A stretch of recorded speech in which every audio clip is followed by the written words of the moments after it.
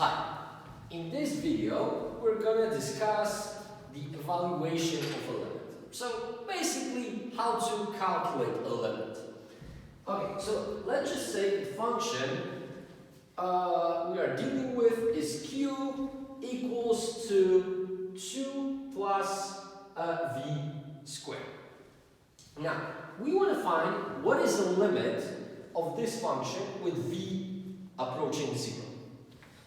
Okay, look, in such circumstance, we need to start with left-hand side limit. Well, at least at the beginning. Later, we will get some shortcuts and we know how to do it faster. Okay, so we get, so let's start by evaluating left-hand side limit. So limit with v approaching 0 from left-hand side out of q, which in our case is limit with v approaching 0 from left-hand side out of 2 plus v squared. Okay, look, how do we approach this problem?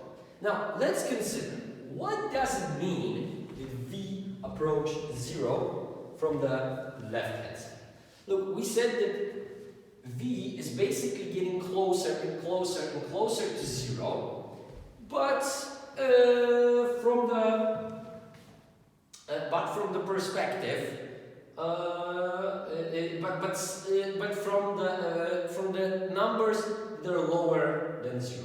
Look, how can we imagine this v getting closer and closer to 0? Look, for example, we can substitute for v some very small number, like negative 0.1. Like very small, but still not that small, right? So what other number could we substitute? How about negative 0.01? Then we see also what is happening over here. This number is getting smaller and smaller and smaller, right? Because negative 0.1 to the power of 2 is 0.01. Negative 0.01 to the power of 2 is 0.0001. And look, then we can substitute a smaller number, an even smaller number. Actually, we can go on like this until we put really imagine that we are putting here extremely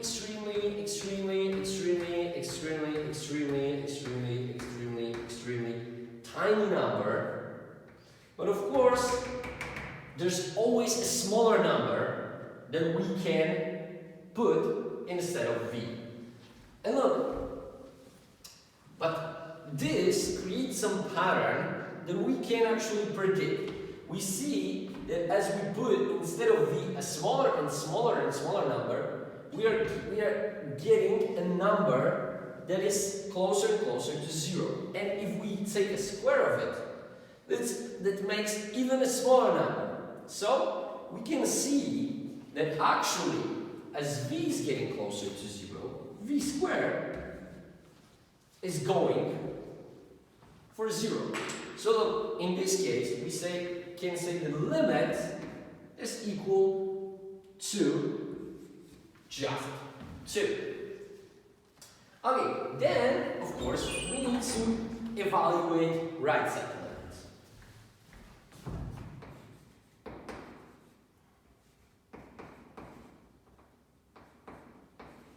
Okay, so we are evaluating right side limit for 2 plus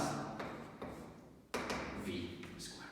And look, again, we can perform the same mental exercise. Look, we could provide a number that is close to 0, but still positive in this case because we are going on numbers bigger than 0. For example, 0.1, then 0.01, then 0.001, then one like this. And again, we imagine that we are putting here a number that is so ridiculously tiny that it's barely visible.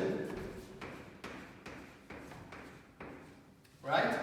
And of course we remember that even though here we have so many zeros, there's still even a tinier number than this one. But again, some pattern here emerges. As we put lower and lower values, we are getting closer and closer to 0. So again, we can see that this is going for 0. So the limit of this function is simply 2. Okay, and look, because left-hand side limit is equal to the right-hand side limit, and they are both equal to a finite number 2, then we can write that limit with v approaching 0 out of q exists, and it's equal to 2.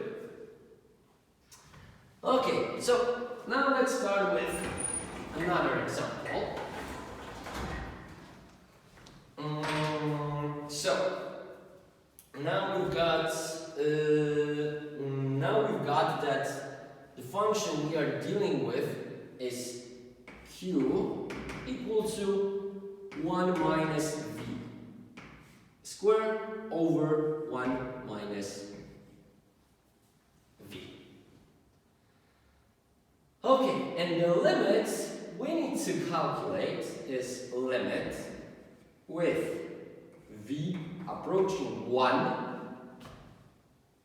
out of q. So we need to figure out how much is it or does it exist. Okay, and again, we can try doing the same thing. We can calculate the left-hand side limit.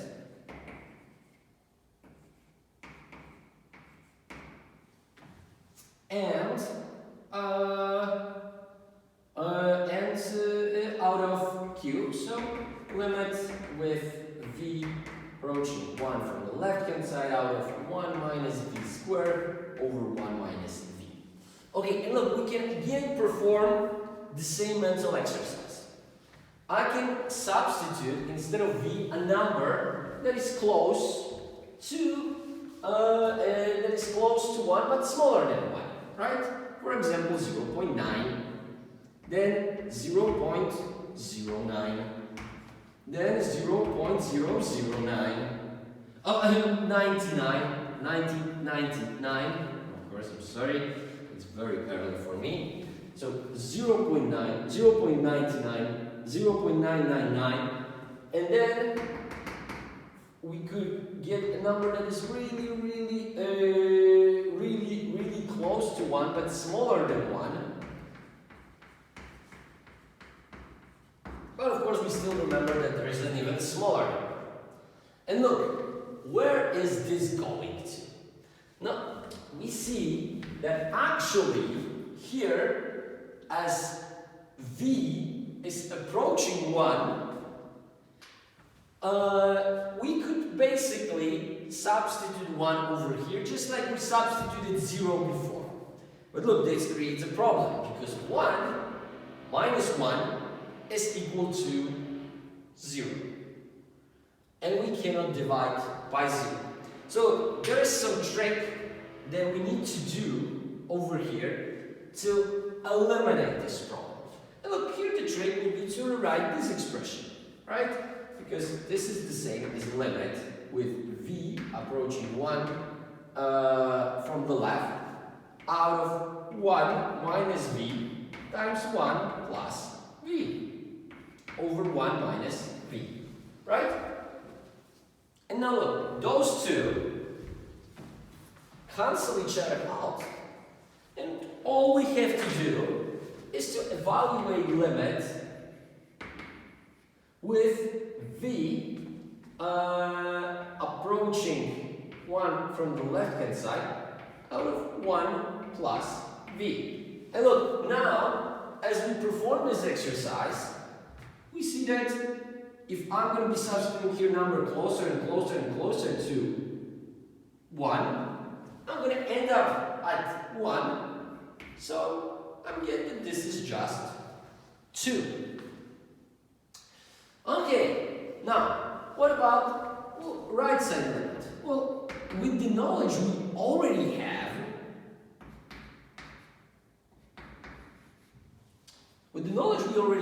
I can already rewrite this expression in this form, right? So we will have that this is a limit with v approaching 1 from the right hand side out of 1 plus v. So now I'm substituting this with a number that is slightly bigger than 1, like 1.1, 1, then, and we are getting closer and closer to 1, so we will have 1.01, then 1.0001, and then 1.000000000001, and we see that this number gets closer and closer to 1. So what is the limit? Limit is 1 plus 1, so it is 2. And because left-hand side limit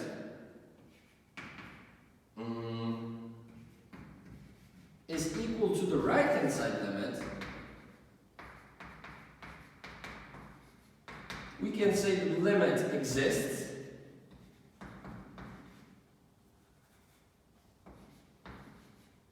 and it's equal to 2 again. Okay, so we've dealt with these two cases, but what about if we have a limit with v going to infinity or negative infinity? Okay, again, let's start with a very simple case, and then let's start making things. Let's make things a little bit more complicated later. Okay, so let's just say that we need to calculate a limit with v approaching infinity out of q that is equal to v squared plus 1. Okay, now again, look, we can perform the same mental exercise, but now we need to imagine infinity. How will we imagine infinity? We can imagine it as a big number, like 9, 9, 9, 9, 9, 9, 9, 9. And then we see that if we take this number to the power of 2, we're going to get an even bigger number. And then we can increase this number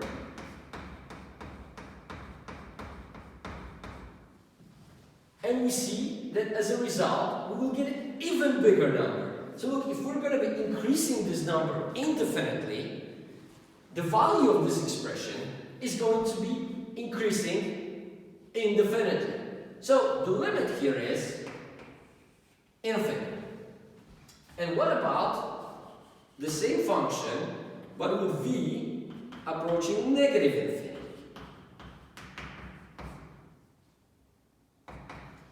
So what number now should approximate negative infinity? How about negative 9, 9, 9, 9, 9, 9, 9, 9, 9, 9, 9, and so forth, right? Now, if I'm going to take this number and I'm going to raise it to the power of 2, what am I going to get? Positive number, because this is square, and even a bigger number. So look, again, we see that the limit here is infinity. Okay, and how about if we get to calculate limit with v approaching infinity out of 1 over v. Let's start with something very simple. Okay, so what do we see over here? Look, now, again, I can approximate our v with a bigger and bigger and bigger number, right? What is happening to 1 when we divide it by a bigger and bigger and bigger and bigger and bigger number? Well, it gets smaller and smaller and smaller and smaller. If number is big enough, we are getting closer and closer to 0. And look, this is the limit in this case. It's just 0. Okay, so let's try now. Let's just say that we need to calculate a limit with v approaching infinity out of, let's just say, 3v to the power of 5 plus 7 v to the power of 3 plus 2 over 4 v to the power of 6 plus 4 v to the power of 2 minus 1. Okay, look, here there is one very tempting thing you could do.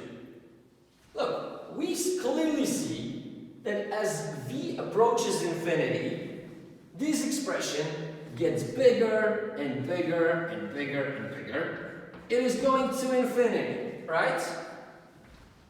Now, this number, as it gets bigger and bigger and bigger and bigger, as v gets bigger and bigger and bigger and bigger, gets also to infinity. So, well, the tempting thing to do here is to say, well, it is equal to infinity over infinity. So, they cancel each other out. This is just 1. Beautiful. Well, of course, this answer is totally wrong. Why? Because, as I hope you remember, infinity divided by infinity is an unidentified symbol. We don't know how much is it. Because look, this infinity is a different number than this infinity. And I'm going to actually show you that in this case, the limit is just 0. Okay, how can we get this result? Look, first thing that we can always do is that we can take 1 out of any expression. In this case, out of this fraction. But look, 1, okay, let me just write the limit with v approaching infinity, and is the same as 1 times 3v to the power of 5 plus 7v to the power of 3 plus 2, right? Times 4 to the power v to the power of 6 plus 4v to the power of 2 minus 1. Okay, this is of course true. But look, 1 can be expressed in various different ways. It doesn't necessarily need to look like 1, because for example, v divided by v is definitely equal to 1. But look, what I'm going to do now here is I'm actually going to take out of this fraction v to the power of 6 divided by v to the power of 6. Okay, so what am I actually doing here? Look, what I am doing here is I'm dividing each expression within this fraction by v to the power of 6.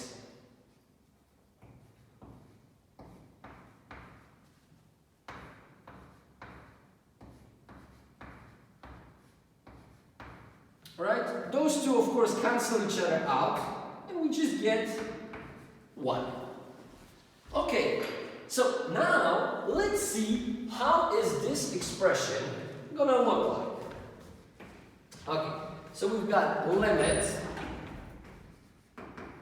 with v approaching infinity out of, and look, over here, I'm going to have 3 over. And look, v to the power of 5 divided by v to the power of 6 is equal to 1 over v.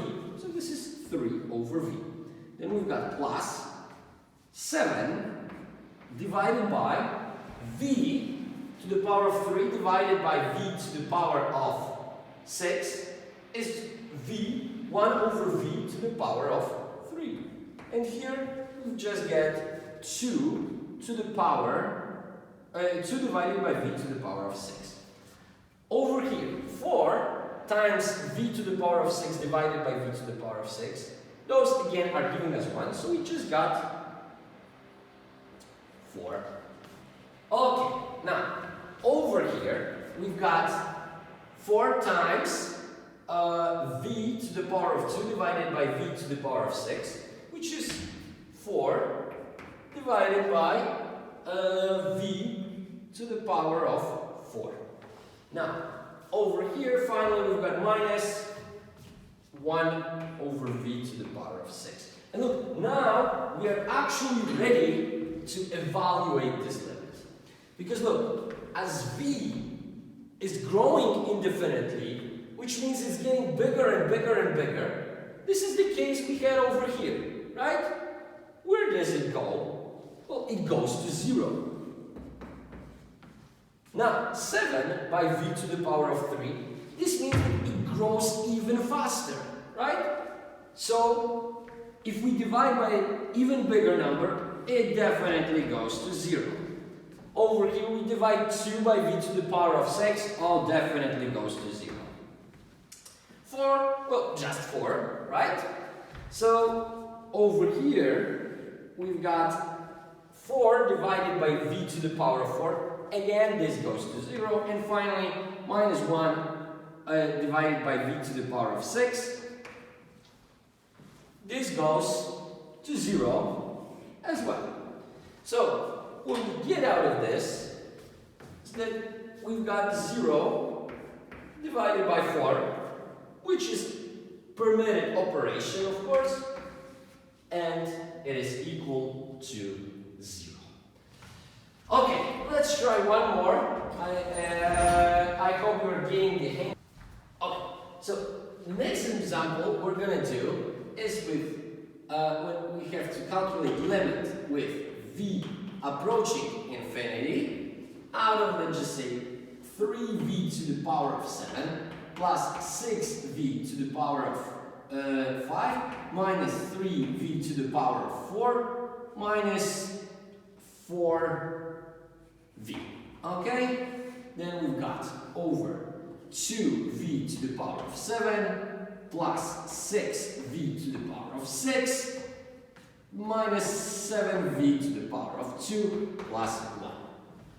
Okay, and look, we're going to use exactly the same trick to deal with this case. So, what we're going to do over here is to take out v to the power of 7, which is the highest power, divided by v to the power of 7. Okay, so what we're going to get, we will have limit with v approaching infinity out of 3 plus 6 over v squared minus 3 over v to the power of 3 minus 4 over v to the power of 6 divided by 2, right?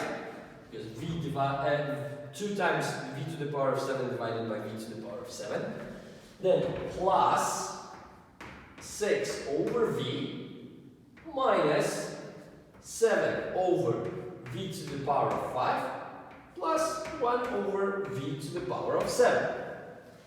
And now, what do we see over here? This goes to 0, right?